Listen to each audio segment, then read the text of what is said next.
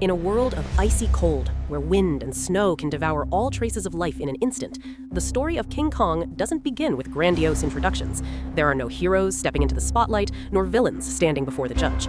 The icy landscape in the video is not merely a setting, it is a silent but powerful character. The cold white blankets everything, creating a sense of absolute isolation. There, every step is fraught with danger. Every mistake could cost a life. This very space lays the foundation for the inevitable confrontation between King Kong and the polar bear man. King Kong appears as a creature accustomed to battle. Without ostentation or roaring to intimidate, every movement reveals a level of composure and survival instinct honed through countless battles. King Kong doesn't attack out of hatred, it attacks for territory, for survival, and because it has no other choice. Facing King Kong is the polar bear man, enormous, ferocious, and possessing the aura of an invader. This character represents an outside threat, a disruptor of the fragile balance of the icy land.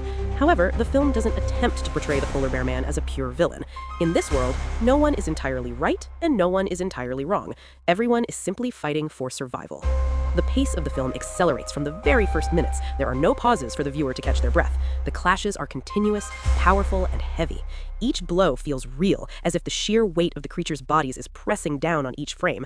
The camera shakes slightly during combat, creating the feeling that the viewer is standing very close, witnessing the battle from a dangerous distance.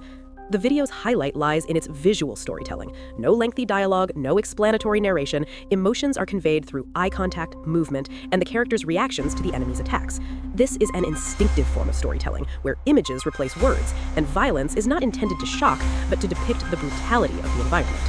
Hidden behind the intense action is a familiar yet ever-relevant message. When the natural order is breached, conflict is inevitable.